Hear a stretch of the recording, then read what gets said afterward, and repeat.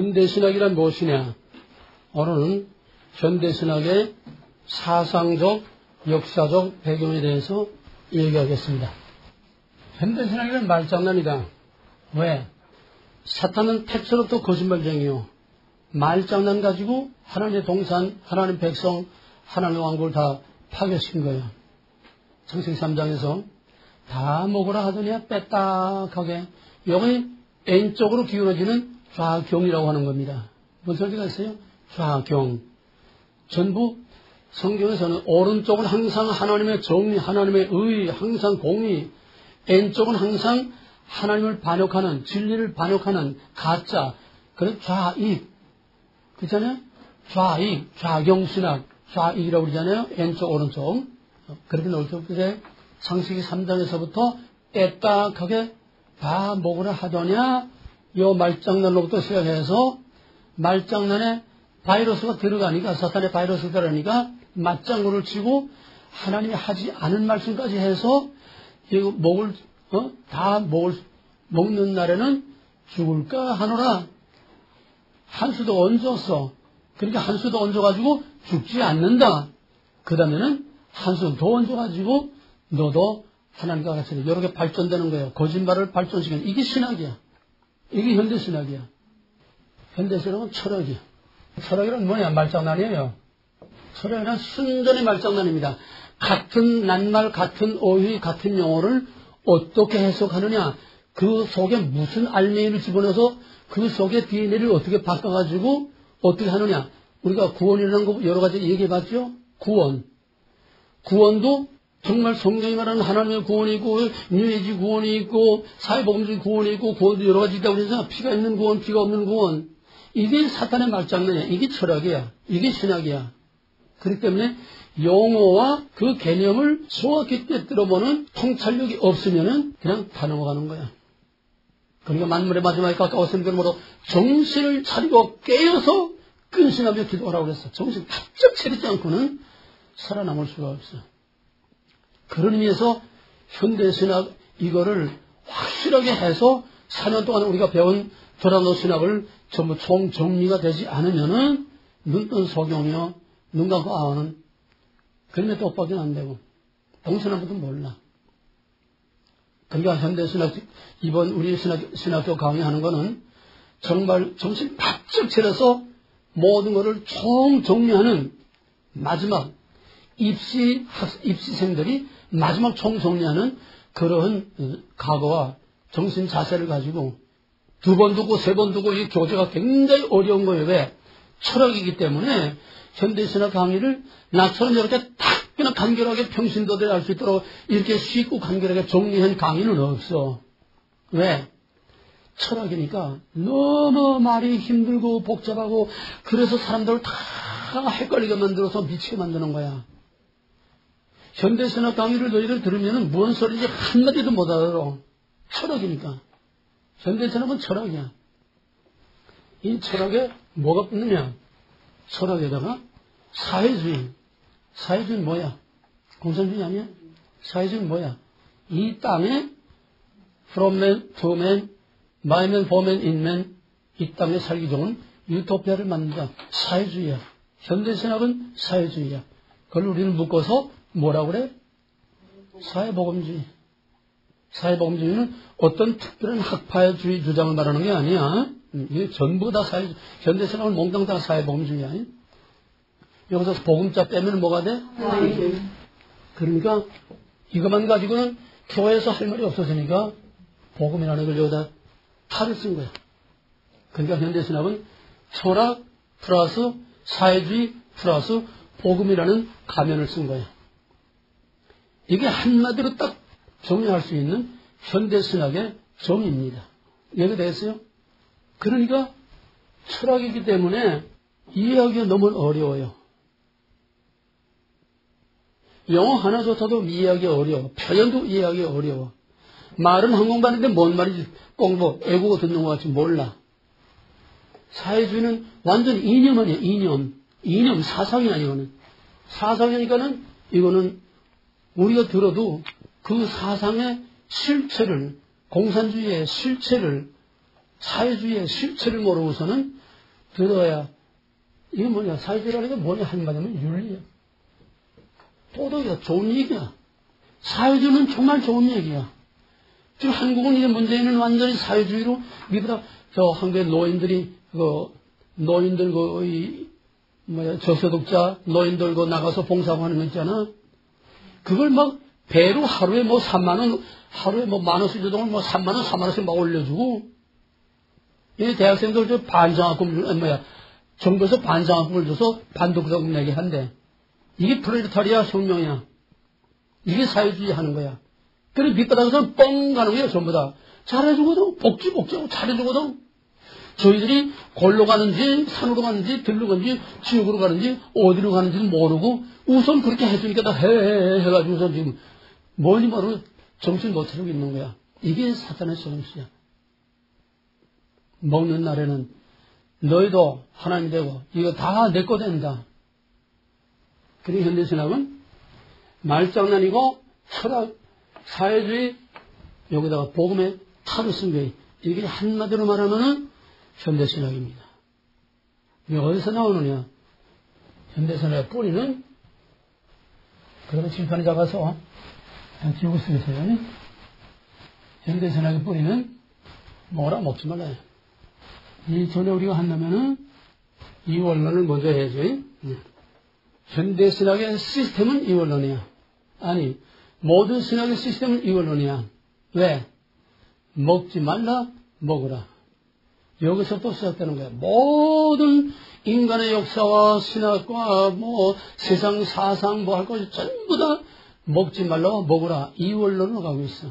여기서 이 원론이 중요한 게 뭐냐면은 누구든지 목사나 신학자들이나 이 원론 하면은 딱 그냥 얼굴을 돌려. 왜? 이 원론이 뭐야? 영지주의. 물질은 악하고 영은 선하다. 그러니까 이 원론 하면은 흑백 논리로 물질은 악하고 영은 선하다. 선, 악, 흑백 딱 갈라놓는 이거를 이 원론으로 알고 있기 때문에 이 원론 하면은 무조건 이거는 그냥 잘못된 거로 벌써 영지주의 이 원론으로 그냥 매도해버리고 말아. 근데 하나님은 이 원론을 구속사의 수단과 방법으로 사용하셨어. 그럼 이 원론이란 뭐냐? 그것부터 정의를 내려야지. 이 원론이란 뭐예요? 두 개의 독립된 두 개의 개념이 서로 충돌하고 대립하면서 나가는 거다.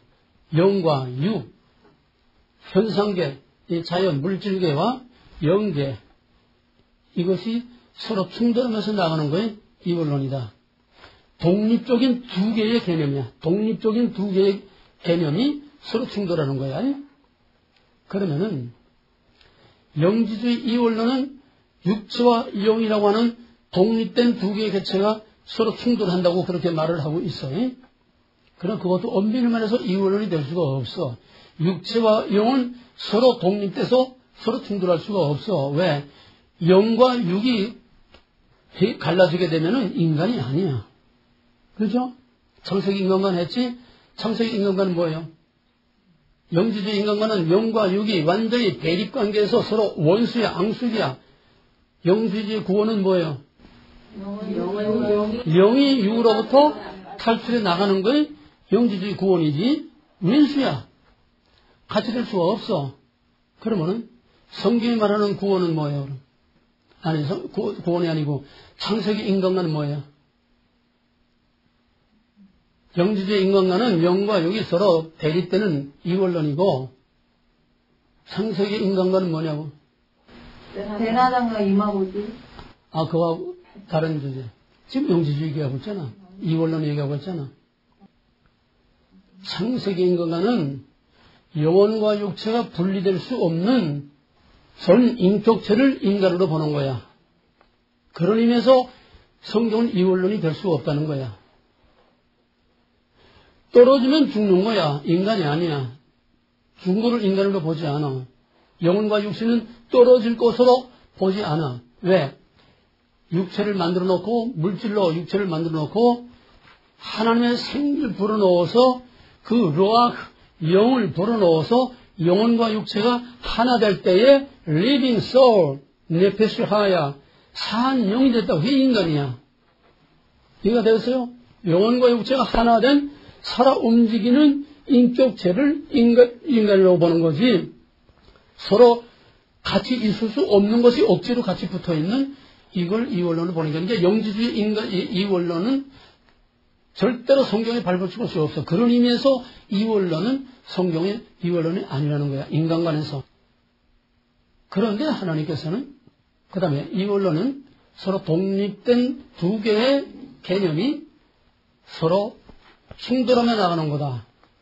그러면은 영적으로 말할 때 하나님과 사탄이 이원론이 될 수 있어 없어? 없어요. 왜?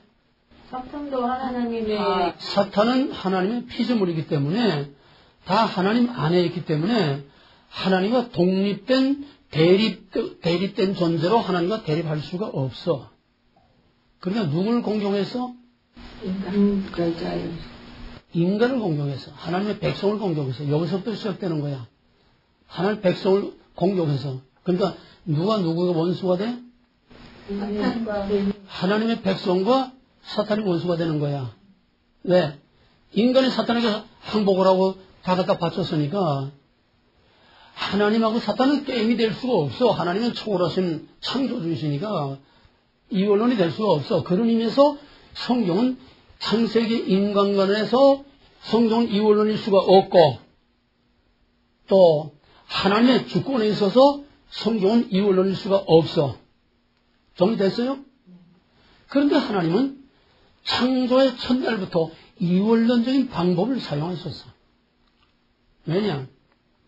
하나님이 사탄과 이원론이 될 수 없는 대신에 인간과 사탄이 서로 원수가 돼서 싸우게 만든 것이 하나님의 섭리이기 때문에 벌써 인간이 타락하기 전에 빛을 어둠으로부터 구별해낼 때부터 빛과 어둠을 대립 개념으로 만들어놨어.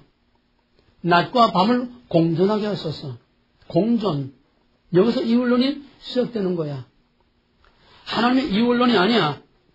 이원론에서 빠져나와 있어. 하나님은 당신의 구속의 수단과 도구로서 이원론적인 방법을 사용하는 겁니다. 이거 확실히 구별해야 돼요. 영지주의 이원론과 창세기 인간과 하나님의 주권에 있어서는 절대로 이원론이 될 수 없다. 영지주의 이원론은 그거는 하나님 안에서는 그런 이원론이 있을 수 없다. 그럼에도 불구하고 하나님께서는 이원론적인 방법을, 전 구속사를 이원론적인 방법을 사용하신다. 왜? 하나님과 마귀와 싸울 수 없기 때문에 마귀와 인간의 이제 싸움이, 이게 원복음, 여자의 우선과 뱀의 우선이 서로 원수가 돼서 싸운다. 낮과 밤, 선과 악을 공존시킨 계속 이원론적인 방법이 계속되는 거야. 이게 인류의 역사야. 이해가 되겠어요? 그런 의미에서 하나님이 사용하는 수단과 방법으로서의 이원론적으로 가는 거지, 본질상 성경이 이원론이 될 수는 없다는 거예요. 이 구별됐어요? 그래서 빛과 어둠으로부터 하나님께서 여기서부터 미리 다 준비하고 깔아놨다가 3장에서부터는 본격적으로 너희들의 사탄이 들어와서, 뱀이 들어와서 너희를 이렇게 죽게 만들었으니까 너희끼리 싸우라는 거야. 싸움 붙인 거야. 여자의 우선과 뱀의 우선에서 원수가 돼서 싸우라. 그 싸움에서 당하는 고통이 바로 심판이에요. 그러나 궁극적으로는 여자의 우선이 뱀의 우선의 뱀의 머리를 밟음으로 승리할 것이라고 하는, 이것이 전형적인 기독교적 구속사적인 이원론입니다. 조금 더 말하면 어거스틴의 시대도성도 얘기하고 그건 다 옛날에 공부한 거니까. 예. 그러면은 본격적으로 구속사에서 이원론이 뭐로 시작되느냐? 모든 신학과 성경과 모든 복음의 진리의 뿌리는 바로 먹지 말라와 먹으라. 여기에 뿌리를 두지 않고, 이 뿌리에서 나오지 않고, 이 뿌리를 모르고서는 성경 성자도 말할 수 없어. 그렇기 때문에 오늘의 그 내노라는 기라성 같은 유명한 신학자 목사들이 전부 다 헛소리 하는 거야. 뿌리와 그런 거, 본질과 원리를 모르니까. 그래도 서로 두 개만 나오면 그냥 치를 떨고 그냥 이원론 그냥 딱 그냥 제껴버리고. 그래서 하나님이, 예수님이, 바울이 스스로 지혜 있다 하는 자의, 지혜 있는 자의 지혜를 폐하고 미련한 자를 하나님께 들어쓰신다. 지혜 있는 자의 지혜를 폐한다고 그랬어. 이 지혜 있는 자가 바로 철학, 사회주의, 복음을 뒤집어 쓴, 이게 바로 사탄의 거짓말쟁이들이야. 현대신학의 뿌리는 먹으라에서부터 나오는 거다. 그 다음에 유명론과, 이게 우리말은 몽땅 한자이기 때문에 한자를 모르면 영어를 이해하기가 참 어려워요. 지금 한자를 모르니까 유명론이라는 뭐냐, 옛날에 다 했어요. 유명론이란 뭐냐, 유명론이란, 일단 맨 나중에 이제 역사적으로 쭉 한번 다시 하겠지만은, 유명론이라는 거는, 명이라는 건 이름이야, 성명, 이름이야. 그 이름은 그냥 명분뿐이고 실제로 없는 거다. 그걸 철학에서는 보편자라고 그래요. 보편자. 절대자, 보편자. 보편자는 개개의 사물보다 앞서서 존재한다. 이거는 실제론입니다. 유명론은 뭐냐? 유명론은 보편자, 절대자, 보편자는 사물 뒤에 존재한다. 그 말을 잘 이해해야 돼요. 우리는 여기서 말하는 보편자를 절대적인 주권자 하나님을 신이라고 봅니다. 신. 하나님, 철학에서 말하는 신. 무슨 말이냐? 사물이라고 하는 건 보이는 겁니다. 번지고 형태 얘기야, 지금. 보이지 않는 절대자, 보이지 않는 보편자, 보이지 않는 신, 보이지 않는 하나님은 유명론에서는 실제로 없는 거다. 이름뿐이다. 유명무실이라고 그러잖아. 이름만 있는 거. 이름뿐이다. 실제로 없는 거야. 그럼 뭐가 있느냐? 자연, 사물, 하나하나의 우리 눈에 보이는 형태, 보이는 형태, 이것이 진실이고 이것이 다지. 보편자는 없다는 거야.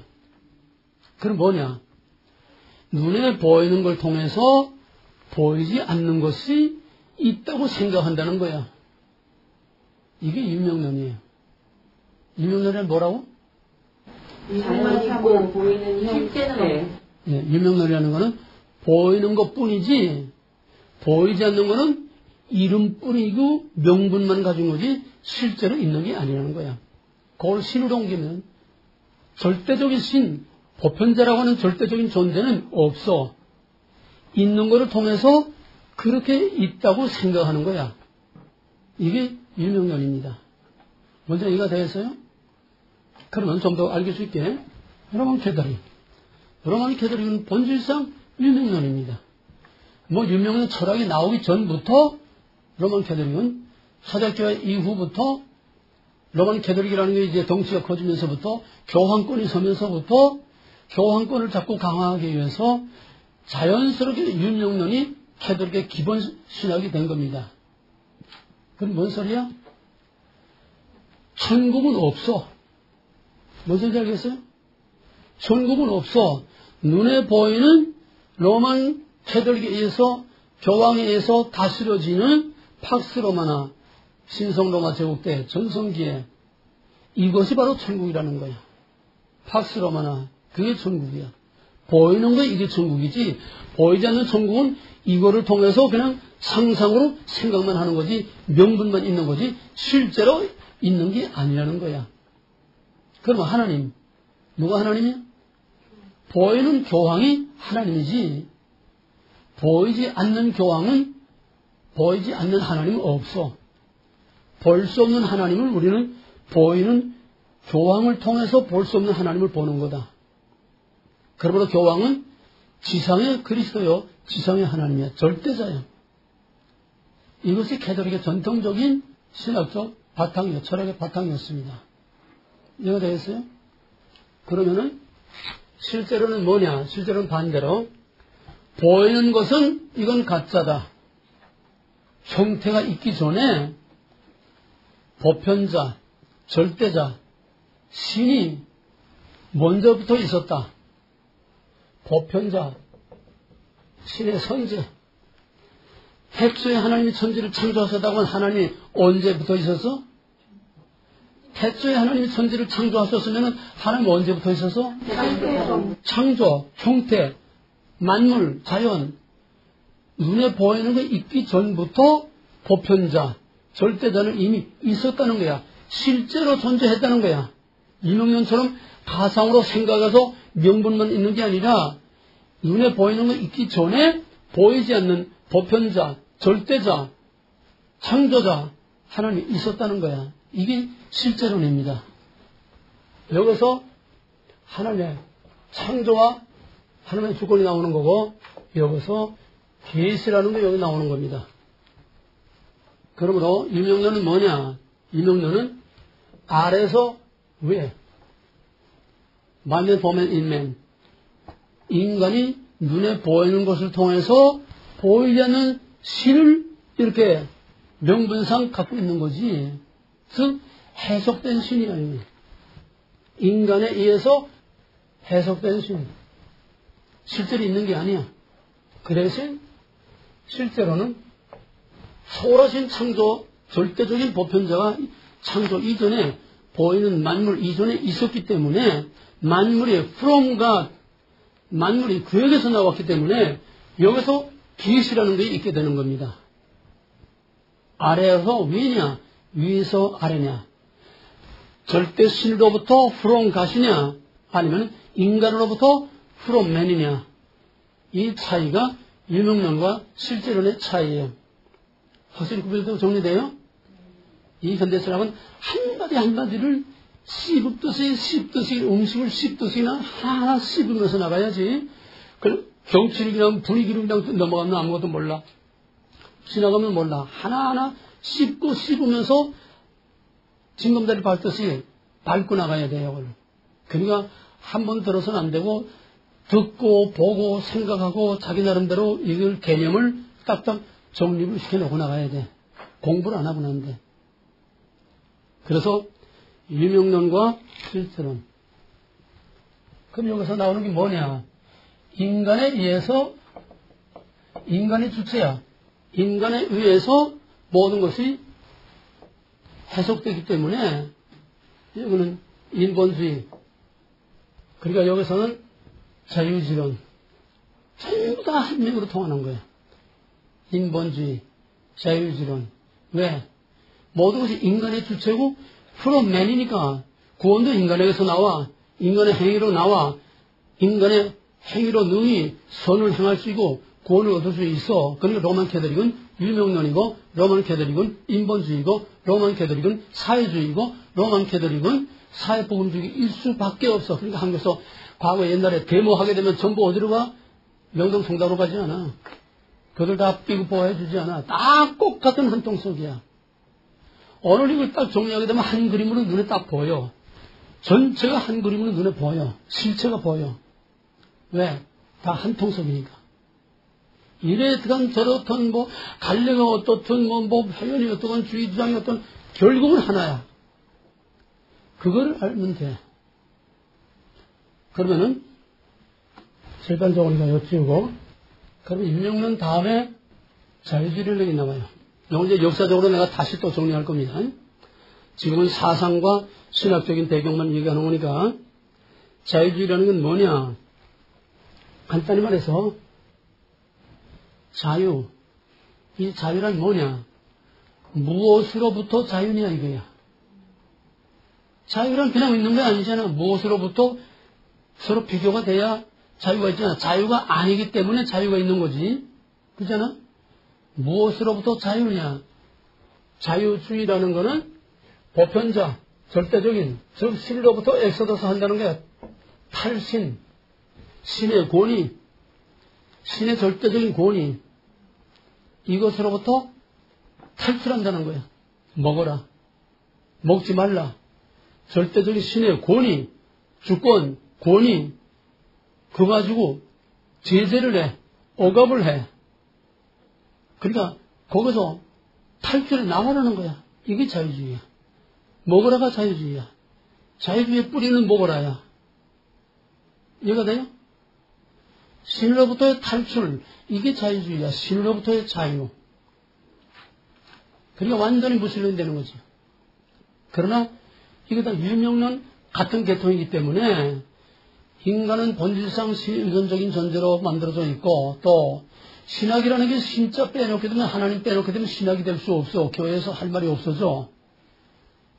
그러니까 액세서리로 신이라는 게 있어야 되는데, 실제 유명론 자유주의에서는 탈신이니까, 신의 절대적인 권위와 신의 존재를 인정하지 않으니까 실제로 신이 있어 없어? 자유주의에 실제로 신이 있어 없어? 있는데 신이 없다고 하면 안 되니까 그 신은 보이지 않는 초월적인 그런 신이 아니라 신은 바로 우리 안에 있다. 그러니까 자유주의 신학자들이 제일 좋아하는 건 누가복음 17장 21절. 하나님의 나라가 여기 있다 저기 있다 하는 게 하나님의 나라 어디 있습니까? 하나님의 나라가 여기 있다 저기 있다 할 것이 아니라 너희 안에 있느니라. 내재주의. 하나님은 내 안에 있는 것이 따로 있는 거니까 그러니까 흐름과 감을 잡아야 되니 응? 유명론하고 자유주의하고 왜 한통속으로 목을 하고 이거 왜 한통속으로 가느냐. 그 흐름의 개념을 파악을 해야 돼. 분위기를. 응? 유명론은 신이 있어 없어? 절대 신이 있어 없어? 자유주의 신학에 절대 신이 있어 없어? 근데 신이 없다고 말할 수 없어. 그럼 안 맥히니까. 그러니까 철학, 사회주의, 복음에 탈을 써야 되니까 이 탈이 뭐냐? 신을 만드는 거야. 어떻게 만드느냐? 초월신은 없어. 유명론. 없어. 없는 걸 있다고 그냥 말하는 거야. 근데 그것만 가지고는 없는 걸 있다고 말하는 거 가지고는 이건 안 돼. 약해. 부족해. 그러니까 신이 있다. 있는데 어디에 있느냐? 우리 안에 있다는 거야. 우리 안에 있다는 거야. 이해가 되겠어요? 여기서 자유주의 신학이라는 게 나오게 되는 겁니다. 그러면 신이 우리 안에 있다는 게 맞아 틀려요? 맞아요. 맞는데 자유주의 신학자들이 말하는 신과 우리가 말하는 내재신은 신의 개념이 달라. 그 존재 개념이. 그건 구체적으로 이제 실질적으로 항목에 들어가서 이제 하나하나 해야 되니까 오늘 아웃라인이니까. 그러면 자유주의 신학의 현대 신학의 아버지라고 하는 슈라이의 마케가 이 자유주의 신학의 조상인데 뭐라고 했냐면은 신은 우리가 절대적인 신이 있는 게 아니라 우리 안에 있다. 그럼 이제 낭만주의로 가는 겁니다. 이제 감성, 느낌. 이제 나중에 따로 하겠지만은 지성, 감성 이 두 가지가 시설을 하면서 인간의 정신 문화를 계속 이제 이어서 내려오는 거예요. 철학이나 신학이나 감성에 치우치느냐, 이성에 치우치느냐. 극단으로 말하면 현대 신학 이성, 신사도 운동, 감성 극과 극으로 지금 나가고 있는 것처럼 이게 전부 다 이성과 감성의 시에서 노릇하면서 우리가 정신문화사가 계속 나오는 건데 자유주의는 감성신학이야. 느낌으로. 그 슈라이마케는 뭐라고 하면은 하나님은 따로 있는 게 아니고 우리가 종교적인 체험을 통해서 하나님의 사랑을 느낌으로써 바로 내 안에 하나님이 만들어지는 거지 하나님이 따로 있는 게 아니라는 거야. 이해가 되겠어요? 쉽게 말하면 우리 안에 내재하시는 하나님이란 뭐냐? 느낌이냐, 느낌. 감성으로 느끼고 체험하는 종교성을 느끼는 이것이 신이지 절대 신이 따로 있는 게 아니라는 이게 자유신이니까 자유주의 신학에 오게 되면 완전히 하나님을 버리고 하나님을 인간이 만든 하나님을 하나님으로 가지고 있는 거야. 내재주의. 그 다음에 이 자유주의에 대해서 먹지 말라. 실제로서는 뭐가 나오느냐? 정통주의 신학과 개혁주의 신학은 같은 말입니다. 물론 자유주의 신학은 역사적 순서로 말하면 정통주의 신학 다음에 나오는 겁니다. 유명론 신학에서 중세 유명론 신학에서 종교 개혁자들이 이제 유명론을 뒤엎고 실제로를 들고 나온 거예요. 종교 개혁자들이. 하나님 계시다. 그러니까 구약의 전통과 신구약을 총정리한 바울 신학을 칼빈이 다시 정리해가지고 앤티카톨릭의 신학을 만든 것이 개혁 신학이요. 그것의 사상적, 철학적 바탕이 실제론입니다. 하나님, 절대적인 하나님으로 영적으로 계시는 하나님이죠. 창조의 하나님이시요. 그가 계시하심으로 우리는 하나님을 알 수 있고, 바로 계시 종교라고 하는 이 개혁주 신학이 여기서 이제 칼빈으로 완전히 앤티카톨릭 신학으로 우리 개혁주의 신학이 정립이 되는 겁니다. 이것을 개혁 신학 또는 정통 신학이라고 말합니다. 이건 이제 역사적으로 내가 따로 또 정리할 거니까 시간적으로는 지금 서로 사상 서로 대립시키는 거야. 일명론에서는 신을 버림으로써 인간 안에 만든 신을 가지고 있는 것이 자유주의. 여기 신이 없어. 신이 없어. 느끼는 거야, 느끼는 거. 그러나 정통신학은 태초로부터 그런가 하나님으로부터 하나님이 계셨고 그로 말미암아 만물이 만들어졌고 그가 우리에게 계시하셨고 우리는 이미 있는 하나님이 우리에게 계시하심으로 하나님을 알게 되고 그 초월적인 절대적인 그 하나님을 우리는 먹지 말라 주권 언약 거룩 이거를 지킨 것이 정통신학 이것이 개혁신학 오늘 우리가 하는 우리 불합리한 신학입니다. 자 그러면 여기서 끝나는 것이 아니라 자유주의 신학은 한마디로 말하면 무슬림 신학이요. 왜? 신을 버렸으니까. 네? 신을 버렸으니까 헛개비 같은 신 그 필요 없어. 우리 안에 있는 이게 신이야. 완전히 신을 버린 게 자유주의 신학이야. 그러니까 여기에서 위기의식을 느끼게 돼. 신 없는 신학, 신 없는 교회가 완전히 신을 버리고 나니까 거기서 위기의식이 오게 되는 거야. 이제 역사적으로 내가 또 다시 얘기하면은 조금 더 이게 이제 보완이 될 겁니다. 자유주의 신학은 신을 버려서 신이 없어. 그러니까 거기서는 위기가 뭐냐면 신이 어디 갔느냐? 소위 니체가 신은 죽었다. 신의 죽음을 선언하고 대낮에 촛불을 켜들고 신이 죽었다. 신이 죽었다. 신이 어디 있느냐? 너희가 신을 죽였다. 그러면 이제 신이 죽었으니까 그 빈자리를 어떻게 되느냐? 권력의 의지, 인간이 그 신의 자리에 올라가야 된다. 이게 다 시대적으로 같이 물리는 거야. 지금 내가 역사적으로 얘기 안 해서 그렇지. 자유주의 신학이나 신의 죽음이나 결국은 다 무신론 신학이야. 신이 없어. 그러니까 위기의식을 느끼는 거야. 여기서 칼발트와 로마서 주석을 통해서 칼발트라는 사람이 나와가지고서 자유주의에 대해서 반기를 들었어. 신을 버린 자유주의에 대해서 반기를 들은 거야. 신이 없다. 신이 없는 게 무슨 신학이고 신이 없는 게 무슨 교회고 신이 없는 게 무슨 신앙이냐. 신을 찾아라. 그래서 칼발트가 자유주의에 대해서 반기를 들고 다시 내재주의, 땅에밖에 없는 우리 안에밖에 없는 그 신이 아니라 그건 인간밖에 없어. 신이 없어.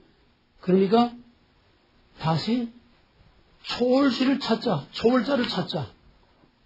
신을 잃어버렸으니까 신을 버렸으니까 이 위기를 극복하기 위해서는 초월자를 다시 찾아야 된다. 초월자를 살려야 된다. 여기서 칼발트가 잃어버린 신. 그래서 칼발트가 뭐라고 했냐면 하나님은 하늘에 계시고 인간은 땅에 있다. 그건 자유주의 신학을 비판한 말입니다. 하나님 따로 있고 자유주의 신학에는 인간밖에 없다는 거야. 자유주의 신학에 하나님이 없다는 거야. 인간밖에 없다는 거야. 그러니까 완전히 인간으로부터 따돌림 당하고 거부당한 초월자를 다시 찾아야 이 위기를 극복할 수 있다. 이런 칼발트 신학의 얘기가 많으니까 칼발트 신학에 따로 들어가서 자세히 하겠어요. 잃어버린 초월자를 찾자. 오늘 조금은 얘기해야 되니까. 그럼 뭐냐?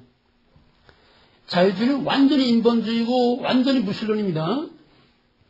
그러니 여기서 위기의식을 느끼고 나온 것이 잃어버린 초월자, 이름은 신을 찾자. 그래서 초월자라고 하는 새로운 개념을 다시 세웠습니다.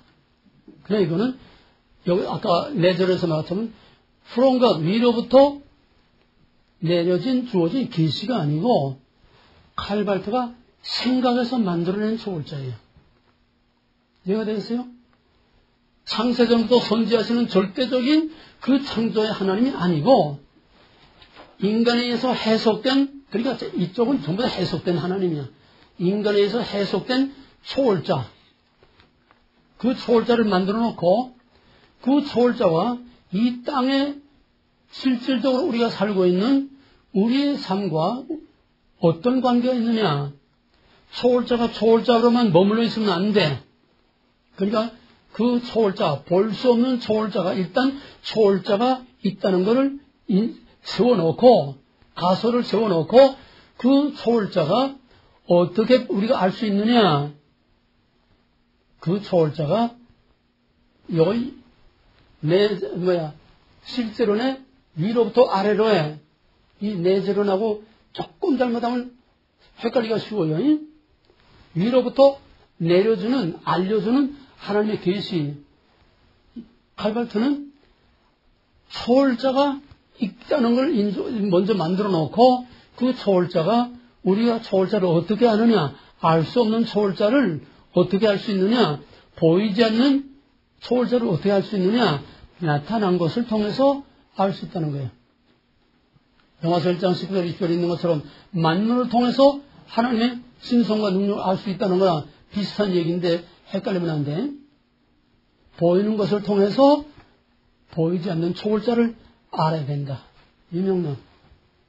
이해가 돼? 유명론. 다 유명론 얘기야. 네. 초월자를 만들어 놓고도 그 초월자가 뭔지 몰라. 초월자 바꾼 거네요? 응? 이름만. 그러니까 말장난이야. 자꾸 말만 바꾸는 거야. 그걸 봐가면 돼. 초월자를 무시하고 절대자를 무시하고 보편자를 절대 무시해 놓으니까 인간밖에 없으니까 인간의 위기의식이 오니까 그 위기를 극복하기 위해서 초월자가 있어야 된다. 초월자를 만들어 놓고 그 알 수 없는 초월자를 어떻게 할 수 있느냐. 유명론식으로 해석된 초월자. 초월자를 해석하는 거야. 알 수 없는 초월자를 어떻게 알 수 있느냐. 그 초월자가 우리 안에 계시된, 우리 안에 나타난, 보이게 나타난 걸 통해서 볼 수 없는 초월자를 알 수 있다는 거야. 아주 데리케이트하고 매한 뉘앙스입니다. 이 말들이. 그러면은 그 알 수 없는 초월자를 요 유명론이야. 알 수 없는 절대자를, 보편자를 나타난 보이는 것을 통해서 안다는 지금 유명론 얘기가 전부 다 똑같은. 그건 칼발트 뭐냐면은 알 수 없고 볼 수 없는 초월자를 어떻게 그렇게 알 수 있느냐. 우리 정통신학으로 말하면은 알 수 없는 하나님을 알 수 있도록 나타내 보여준 것이 볼 수 없는 형태를 형상을 알 수 없고 볼 수 없는 알 수 없는 하나님을 볼 수 있도록 나타내 보여준 것이 말씀이 육신되어 우리 가운데 오신 그리스도의 성육이죠. 그래서 빌립이 하나님을 보였어요. 아버지 보였어요 하니까 나를 본 자는 아버지를 보았거늘. 뭘 봐달라고 하냐. 내가 볼 수 없는 하나님, 알 수 없는 하나님을 내가 나를 통해서 보여주는 거다. 내가 하나님이다. 이 말을 구별하는 게 정말 참 어려운 겁니다. 똑같은 얘기야.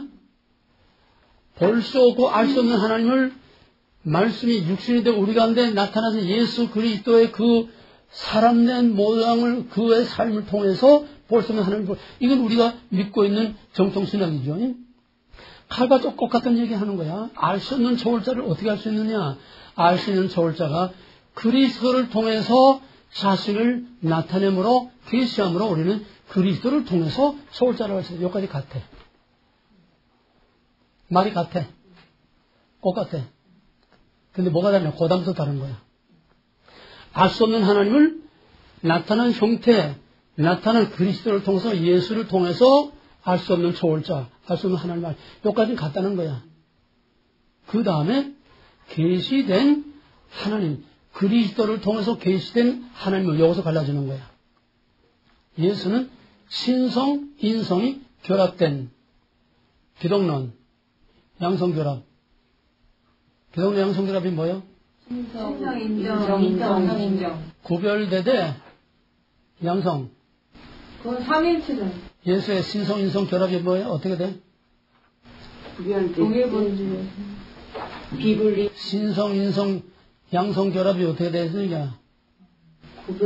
구별되되 비분할 비혼합. 구별되되 비분할 비혼합.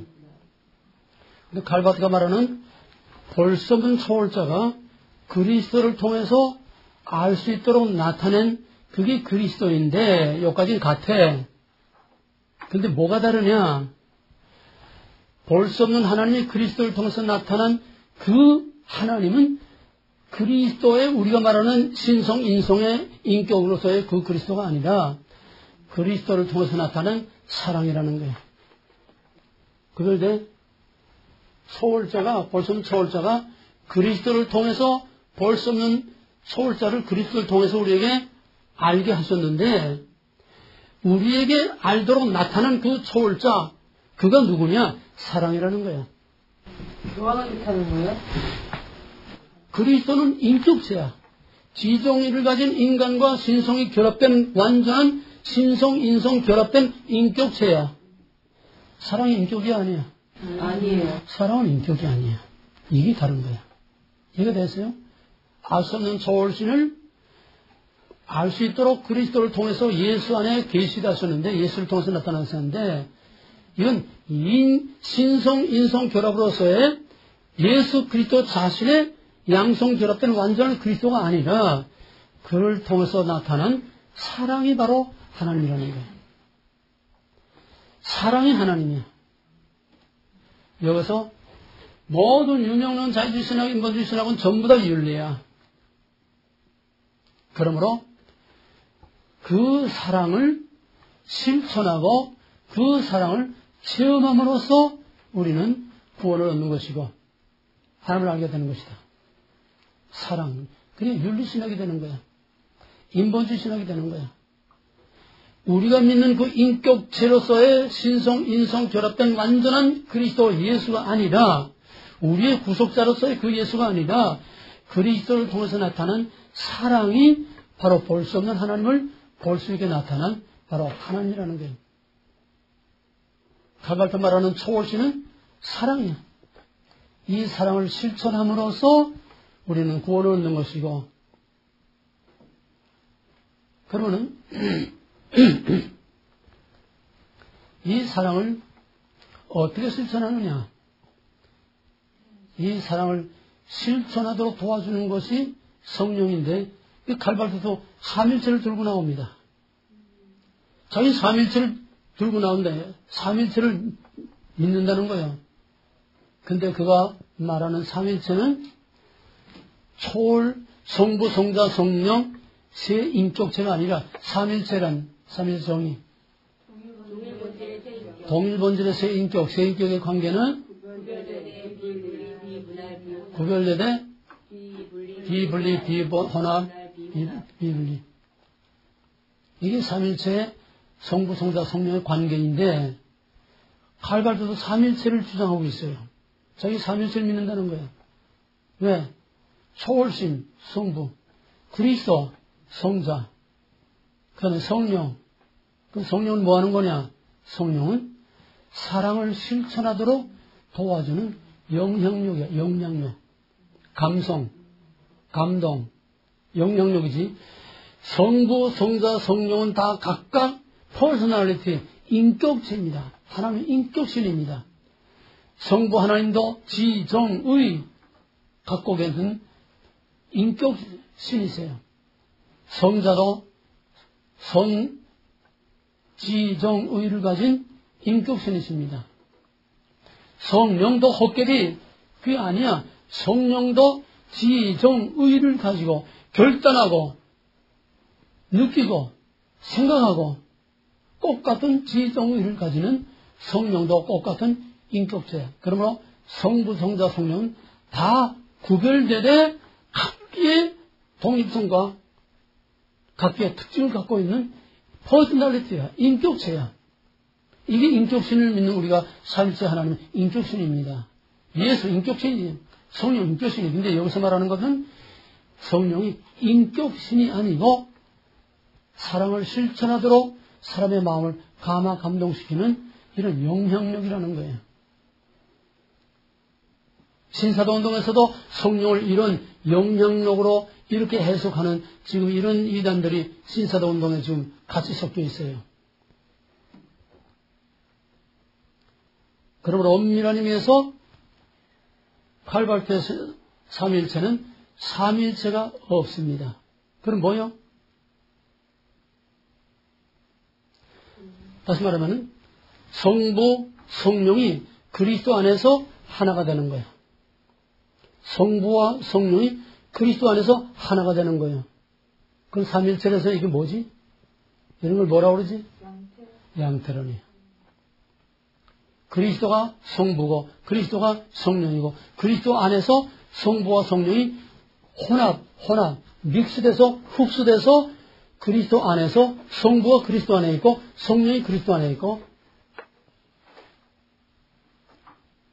그거로 끝나는 게 아니라 또 하나 예수는 사람이다. 예수는 완전한 사람이다. 맞아요? 틀려요? 맞죠? 그러나 예수는 사람만이 아니라 완전한 사람이면서 또 신성, 인성, 양성 결합. 그게 우리가 믿는 삼일체 기독론이에요. 근데 갈바토가 말하는 그리스도는 예수가 완전히 사람이라는 것은 우리와 똑같은 그냥 사람이라는 거야. 신성, 인종을 하지 않고. 왜? 초월자가 그리스도를 통해서 예수를 통해서 나타났지만은 그거는 인격신이 아니라 사랑이라는 거야. 이해가 되겠어요? 성부 없어. 초월자라는 걸 가상으로 만들어 놓고 그 초월자라는 성부라고 하는 개념을 그리스도 안에 흡수시켜서 그냥 없어져 버린 거야. 예수가 하나님이요. 예수 이코로 하나님. 예수 이코로 하나님. 이해가 됐어요? 성부와 성자가 하나 된 거야. 예수 안에서. 그 다음에 예수는 완전한 사람이다. 그러므로 모든 인간은 다 예수 안에 있다. 예수는 사람이다. 사람의 대표다. 그러므로 모든 인간은 성부, 성령만 예수 안에서 흡수돼서 하나 있는 거 아니라 모든 인간은 예수는 인간이기 때문에 모든 인간은 예수 안에서 흡수돼서 모든 인간은 그러니까 예수는 인간이고 예수는 하나님. 하나님, 인간, 예수, 성부, 성자, 성령. 예수만 있지 인간도 없고 그 예수 안에 인간, 성부, 성령, 진짜 예수도 없고 예수라는 그 가상 이름 안에 성부, 성자, 성령, 인간을 다 흡수시켜서 어디 예수라는 하나만 있는 거야. 이해가 되겠어요? 삼체 양태는 정도가 아니야. 인간이 신이 되는 거야. 인간이 예수가 되는 거야. 모든 인간은 예수다.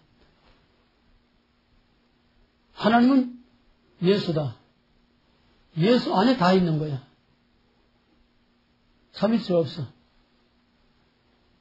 그러면은 예수는 인간이기 때문에 칼발트에 있어서는 선택사상. 선택사상이 뭐냐? 예수는 인간이야. 완전한 인간이야. 하나님이 예수를 선택할 때에 모든 인간이 다 선택됐어. 그게 뭐지? 그게 뭐야? 칼빈 5대 강령. 다 같이. 5대 강령, 알미니안. 다 같이 시작. 정적 부패, 자유유지 산존, 무조건적 선택, 예지 예정, 제한선택, 만한 구원, 불가항적 은혜, 가항적 은혜, 궁극적 구원, 무원상식. 다시 한번 확실하게. 시작. 정적 부패, 자유유지 산존, 무조건적 선택, 예지 예정, 제한 속죄, 만인 구원, 불가항적 은혜, 가항적 은혜, 궁극적 구원, 무원상식. 이게 정통신학의 뼈대야. 이게 먹지 말라의 뼈대야. 근데 갈바트에서는 인간이 예수고 예수가 인간이기 때문에 예수를 선택할 때에 그 인간을 선택한 거야. 그럼 모든 인간이 다 선택된 거야. 예전과 선택 사상이 없어. 뭔지 알겠어? 모든 인간이 다 선택됐으니까 그럼 뭐 해야 돼? 만인구원이야. 만인구원, 알미니언, 자유지론. 그러니까 다 각각 흩어져 있어도 모아놓게 되면 다 하나야. 똑같아. 말만 복잡하게 만들었지 그걸 모아놓게 되면 인본주의, 사탄주의, 거짓말, 유명론 전부 다 하나야. 하나. 그거를 너희들이 정리를 할 수 있어야 돼. 말만 복잡하고 자꾸 사람들 헷갈리게 하고 이론만 복잡하게 만드는 거지. 그러니까 말장난이라는 거야. 예수는 인간이다. 완전한 인간이다. 그러므로 예수가 선택될 때 모든 인간이 다 선택됐다. 그러면 선택과 유기, 선택되지 못한 유기, 선택되지 못한 유기가 있어야 되지 않아? 그럼 예수 안에서 다 선택됐다고 하는데 정통신학에서 말하는 선택과 유기를 어떻게 해석을 하느냐? 선택은 다 되는데 유기라는 건 뭐냐? 하나님이 따로 누구는 뽑고 누구는 버린 게 아니고 유기라는 거는 그리스도를 통해서 나타난 하나님이신 사랑을 실천하지 못함으로 세상에서 도덕적으로, 윤리적으로, 법적으로 제재를 당하고 고난, 고통을 당하는 그것이 바로 버림받았다는 유기라는 거야. 이해가 되겠어요? 완전히 윤리신학이지. 선택과 유기 사상이 없어. 하나님의 주권이 없어. 하나님의 인격신이 없어. 성부, 성자, 성령의 구별된 독립적인 그런 인격신이 없어. 칼발텍에 있어서는 오직 예수 하나밖에 없어. 예수 안에 초월신이 있고, 예수 안에 성령이 있고, 예수 안에 인간이 있고, 예수 안에서 다 선택됐고, 선택되지 않았다는 것은 하나님이 누굴 선택하고 누굴 버리고 갈라놓은 게 아니라, 디바이드 프롬이 아니라, 다 선택했는데, 그 중에 그리스도의 사랑을, 그리스도를 통해서 나타난 하나님의 사랑을 실천하지 못함으로써 세상으로부터 받는 제재, 벌, 그게 바로 형벌이고, 그게 바로 버림받았다는 거예요. 이해가 되겠어요? 그 다음에는 이제, 이쪽을 조금 얘기하면은, 정통주의 신앙, 종교개혁, 여기 나올 때에, 그 다음에 뭐가 나왔느냐.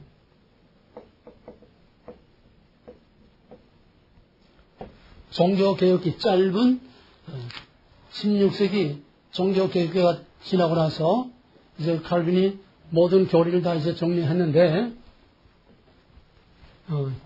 여 정통신학 종교개혁이 뭐가 나왔냐면 각종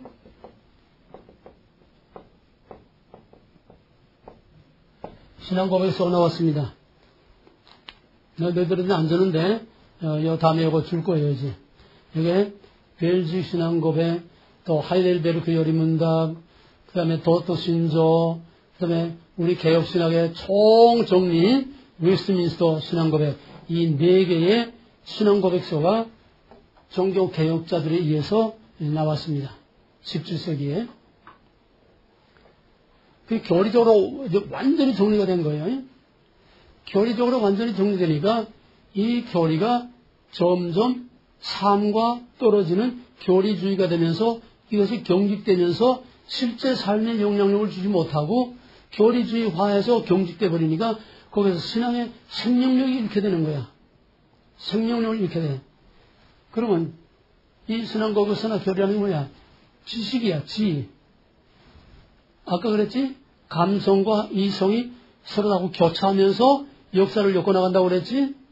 이제는 지성이, 이론이, 교리와 신학이 딱 굳어버리니까 감성적인 이런 신앙의 생명력을 잃게 돼. 교리주의. 이해가 되겠어요? 그러니 거기서 일어난 반동이 바로 17세기 후반 이제 나오게 된 경건주의입니다. 경건주의라는 어떤 신학 사상이 아니고 감성이니까 감성. 네? 이거는 신앙의 문제요. 영적 문제야. 삶과 영적인 문제야. 여기서 이제 자세히 얘기 못하지만은 형제담이라든지 실제 샌프란시스코 운동 같은 거 경건한 삶을 사는 삶을 실천하는 그래서 실제로 공동체를 만들어 가지고 형제단이라고 하는 그런 공제단을 만들어 그것도 여러 갈래가 있지만은 그 공동체를 만들어 가지고 저희들끼리 따로 공동생활을 하면서 저희들이 일하고 농사하고 빵을 만들어서 가난한 사람 배고픈 사람들 논아주고 실제 기독교 사회주의라고 할 만큼 초대교회 같이 실제 삶을 통해서 하나님과의 영적인 경건한 관계를 회복하고 또 하나님 사랑, 이웃 사랑을 실제로 실천하는 그런 경건한 삶을 사는 경건주의 운동이 여기에서 이제 메마른 교리주의에 대해서 반동으로 일어나게 된 게 감성, 이성 한다 이렇게 나오니까 그런데 이것은 어디까지나 감성적인 쪽에 치우쳤기 때문에 이런 운동이 오래가지는 못했어. 왜? 그 뒤에 나오는 자유주의 또 신정통주의 여기에 또 이제 역사적으로 말하면 이제 계몽주의, 유물주의 이런 것들 때문에 결국 영적으로 경건하고 하나님께 신중한 그런 신앙생활을 하면서 실제 삶으로 초대교회 예루살렘 교회와 같이 그렇게 살려고 하던 이것이 결국은 또 점점 전 세상을 흘러나가는 유물주의, 계몽주의, 이성만능 이런 시대 풍조에 따라서 이것도 점점 이제 소멸하게 되는 겁니다. 그 다음부터는 이쪽에서는 이렇다 할 진전이 없이 왜? 이미 신구약 66권의 기본 교리와 신학 체계를 이미 완성해 놨기 때문에 더 이상 새로운 것을 만들 수가 없고 만들 것이 없어. 더 이상 발전할 수가 없어요. 문제는 뭐냐? 교리로 끝나지 않고 신비주의로 끝나지 않고 이것을 경건주의 운동과 건전한 말씀 운동이 균형을 이루면서 세상 속에 사회 속에 들어가서 실제로 복음의 생활하를 위한 이런 자꾸 발전이 있어야 되는데 이게 없이 교리는 교재를 딱 그냥 오른 것처럼 그냥 딱 고정되어 있고 삶은 삶대로 계리되고 세상은 세상대로 하고 유물주의로 자꾸 나가고 있고 현실주의로 자꾸 나가고 있고 세상 풍전자국으로 나가고 있으니까 신앙 따로 말씀 따로 이게 좀 따로따로 계리되어 있는 이 약점을 타고 나오는 것이 바로 자유주의, 신정통주의가 인본주의가 나오게 되는 겁니다. 이해가 되겠어요? 그 다음에는 이쪽이 완전히 이제는 정체 상태에 있고 사회와 신앙과 실제적인 삶에 영향을 주지 못하는 그냥 교리주의로 그냥 그대로 경직돼서 머물러 있게 되니까 여기서는 자꾸 계속 꿈틀거리는 거야. 왜? 반역하는 세력으로 그냥 꿈틀거려. 대한민국을 염려하는 사람들이 멍청하게 가만히 있어. 응? 70년 동안 아무것도 한 거 없이 박정희가 경제붕을 일으키고 잘 살아보세요. 이거 하나 바꿔놓은 거 외에는 그 이후에는 한 게 없어. 그냥 먹고 노세, 나 가자, 놀자, 먹자, 이거밖에 없어. 그러니까 그 틈을 이용해서 공산주의가 여기 세상을 뛰어넘어. 똑같아. 이해가 되겠어요? 여기서는 쉬지 않고 꿈틀거려. 쉬지 않고 움직여. 그 다음에 신정통주의 정도가 아니라 세속신학이라고 하는 점점 더 갈수록 태산, 완전히 신을 버리고 완전히 사회복음주의, 인간을 위한 인간의 유토피아 지상락을 만든다. 이것이 바로 이명련에서 나오는 로만 캐톨릭과 마지막 개신교에서 나오는 개신교, 이건 뭐 다 합작이야. 네? 여기 오게 되면 WCC, 이큐메니칼, 또 로만 캐톨릭, 개신교 할 것 없이 세속신학에 와서는 몽땅 다 한 통속으로 다 몰려 들어가게 됩니다. 인간을 위하여, 인간을 살기 좋은 팍스 로마나, 이스라엘의 회복, 세대주의, 신사도 운동, 현대신학, 기복신앙, 전부 다 신학적으로 하나하나 이렇게 분리만 안 했을 뿐이지 몽땅 오늘의 마지막은 세속신학입니다. 이 세속신학이 현대신학의 이제 마지막을 보이는 거예요. 현대 세속신학 다음엔 뭐냐? 사신신학까지 나왔어요. 사신교회가 있습니다. 캘리포니아에. 신은 죽었다. 이렇게 해서 세속신학이라는 건 해방신학, 민중신학, 또 희망의 신학 이런 것들이 다 세속신학에 들어갑니다. 그러면 각양각색 하비콥스의 세속신학, 세속도시 할 것 없이 이런 것들이 몽땅 세속주의 신학이 이게 세속신학 속에 다 들어가게 됩니다. 앞으로 우리가 공부할 것이 대충 이런 흐름으로 공부하고 이제 마지막에 역사적으로만 이제 정리하고 끝내겠습니다. 우리는 4년 동안 전 신학의 과정을 다 공부한 거예요.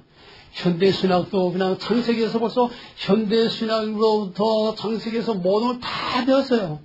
자, 그러면 아까 다 넘어갔지만은 유명론에서 나오는 전부 이건 뭐냐? 탈신, 신으로부터 자유, 모든 절대적인 권위를 인정하지 않는 그게 뭐지? 포스트모더니즘. 다 같이 시작.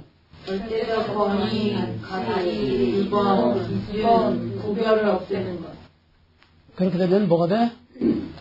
상대주의, 혼합주의, 자원주의, 상원윤리. 그 다음에 목적 상실, 그 다음에 비관주의, 염세주의. 예. 다시 한번 처음부터. 포스트모더니즘이란 시작. 절대적 권위, 가치, 규범, 기준, 구별을 없애는 것. 그 다음에 상대주의, 자원주의, 혼합주의, 상원윤리. 그렇게 되면 목적주의, 비관주의, 염세주의.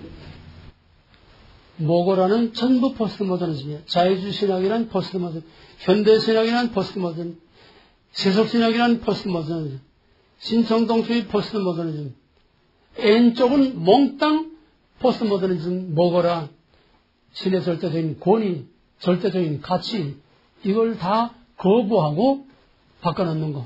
신과 인간을 바꿔놓는 거. 이게 한마디로 말하면은 모고라.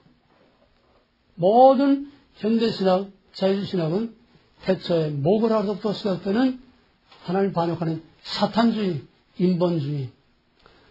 그렇게 되면 아무것도 없어. 모든 권위, 기초, 가치 다 없애버렸으니까 그렇게 되면 어떠해? 어떤 결과가 온다고? 또 다른 허무주의가 오니까 그러면 어떻게 돼? 아노미 현상. Another 또 다른 거. New Order, New World, New Age. 그걸 뭐라고 그래? New World, New Age. New Age란 뭐예요?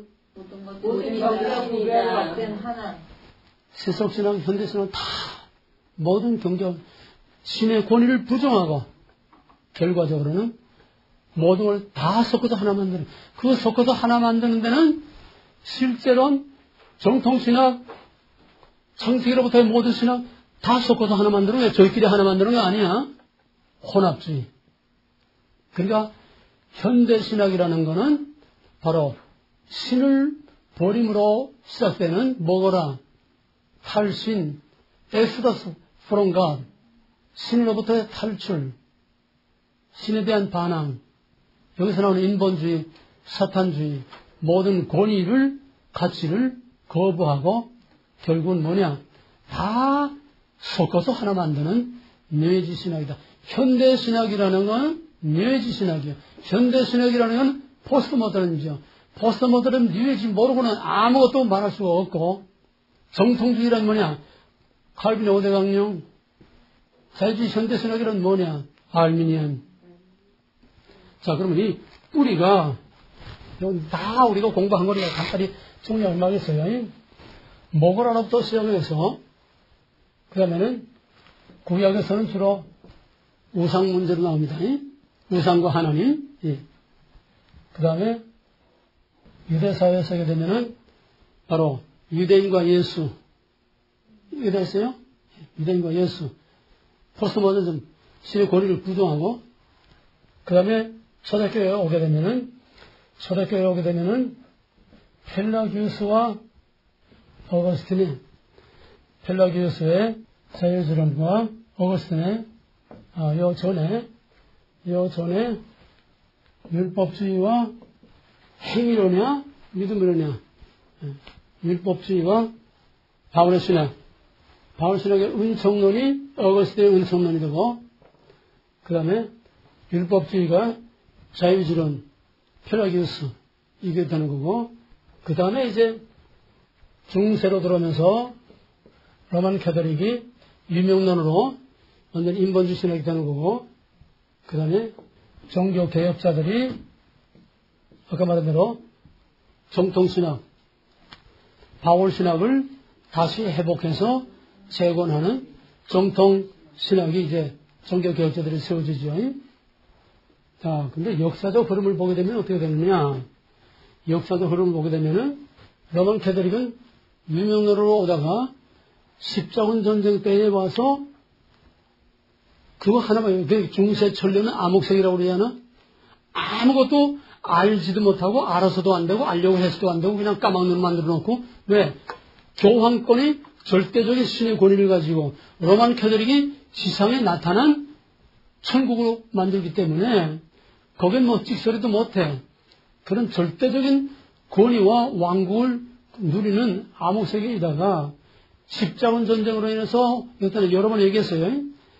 어둠의 세계를 벗어나서 이 고대 그리스 문명과 시리아 문명과 헤브라이 문명과 이걸 자꾸 이제 다른 고대 문명권과 이제 자꾸 새로 접촉하게 되니까 문명의 접촉을 통해서 눈을 뜨기 시작한 거야.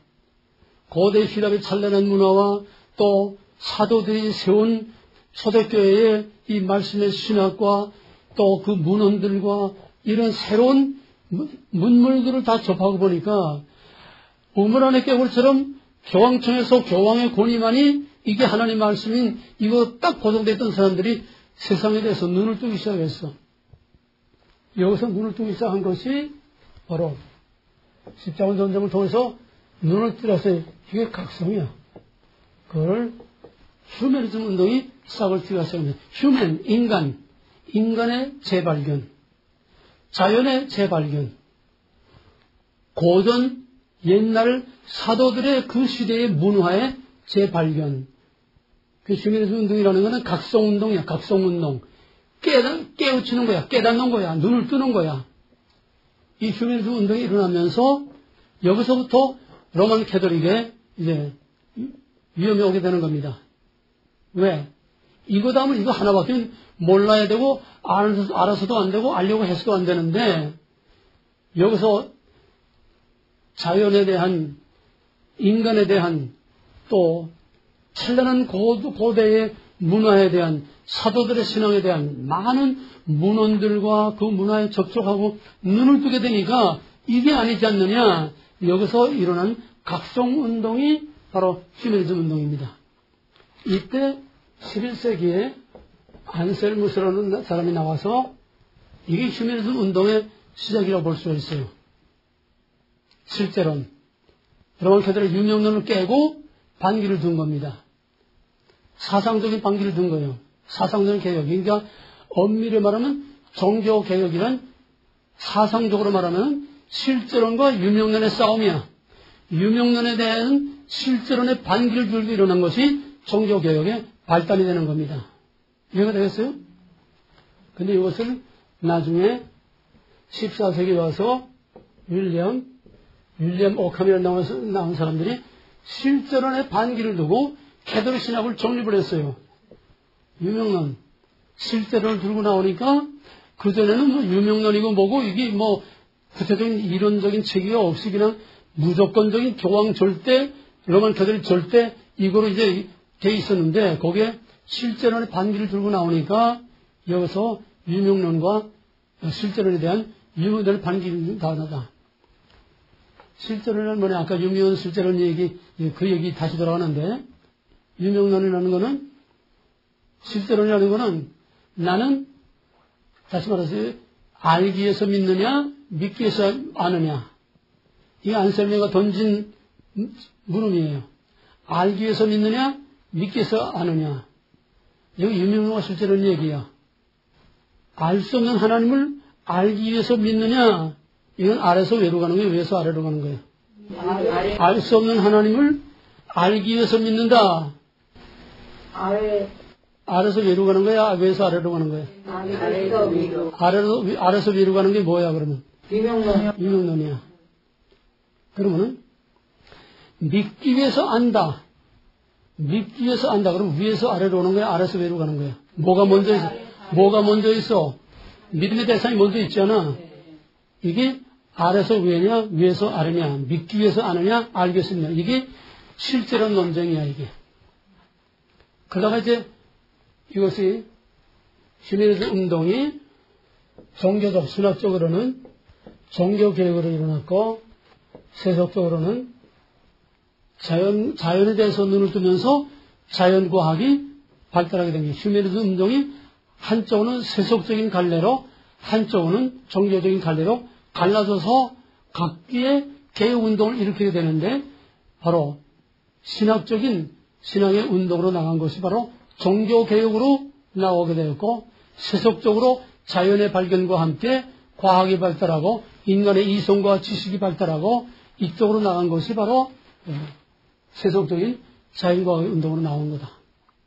그 다음에 종교개혁은 아까 말한 그대로 이제 쭉 나가는 거고, 그 다음에 이 세속적으로 나간 휴메니즘 운동이, 이건 세속, 과학만능, 이성만능, 물질만능, 유물주의, 과학만능주의, 이성만능주의, 이것이 계몽주의, 산업혁명을 일으키게 되고, 눈을 뜨게 되니까 세상이 그냥 우물안에 개고처럼 그냥 노예처럼 그렇게 짐승처럼 살던 그게 아니라는 거야.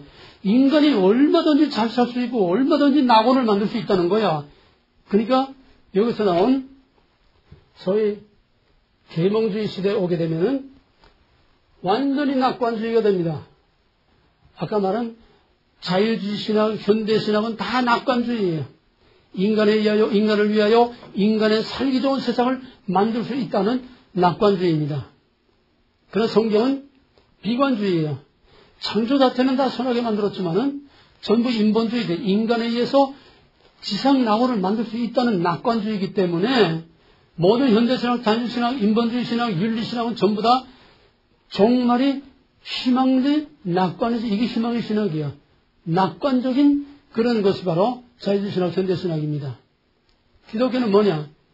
기독교는 죄의 삭은 사망이다. 심판이 있다는 거야. 물론 그렇다고 해서 비관주의 자체는 아니에요. 왜? 구원이 있기 때문에. 그러나 저들처럼 완전한 낙관주의는 아닌 거예요. 기독교는. 기독교는 심판과 구원이지, 기독교의 낙관주의라는 건 궁극적인 낙관주의, 생과 새 땅에 궁극적인 낙관주의지, 이 땅에서는 낙관주의가 없어서 이 땅에 사는 동안 참된 평화가 어디 있나? 끊임없이 우리는 공격을 당하고 짓밟히고 우리는 찢기고 상하고 이러고 사는 것이 저녁에서 아침 고난의 영광이다. 그러나 자유주의 현대신학은 인본주의 신학, 인간에 의해서 유토피아를 만들 수 있다는 극단의 낙관주의, 여기에 다 사람들이 쏘가는 거예요. 남북 회담하고 화해하게 되면 정말 살기 좋은 날 세상이 온다고 하는 오늘 낙관주의에 빠져있는 오늘 한국과 똑같은 거예요. 형태만 다르지. 이렇게 해서 계몽주의가 되면 완전히 유물주의, 이성만능, 과학만능, 합리주의, 아주 인간의 꿈이 아주 극도의 그냥 휘마로 꽉 차있는 때가 오는 거야. 그러다가 이제 20세기에 들어와가지고서, 내가 벌써 모든 때 다 얘기한 거예요. 20세기에 들어와가지고서 제1차 세계대전 이제 화약이 발달하고 비행기가 이제 대량 살상 무기가 대포가 자꾸 이름이 발달되니까 옛날에 뭐 창칼 가지고 싸울 때는 차원이 틀려. 대량 학살, 한 도시가 막 황폐해지고 그러니까 한참 희망에 들떠있던 낙관주의, 이성만능, 과학만능, 인간에 의해서 정말 이 세상은 얼마든지 잘 살 수 있다고 하는 지식만능, 이 합리주의 시대가 끝나는 거야. 모더니즘 시대가 끝난다는 얘기야. 거기서 모더니즘은 끝났다고는 포스트 모더니즘의 선언이 나오는 인간이 뭐냐? 과학이 뭐냐? 인간의 지식이 뭐냐? 인간의 이성, 만능, 인간에 의해서 모든 걸 다 할 수 있다고 하는 결과가 뭐냐? 이런 처참한 파괴밖에 오는 게 더 있느냐. 여기서 이제 회의를 느끼게 되고 여기서 나오게 되는 것이 포스트 모더니즘, 모든 절대적인 권위와 가치를 부정, 이게 신학과 사상의 흐름에서 같이 자유주의 신학으로 이제 현대 신학으로 맞물려가는 겁니다. 신을 버린 결과가 뭐냐?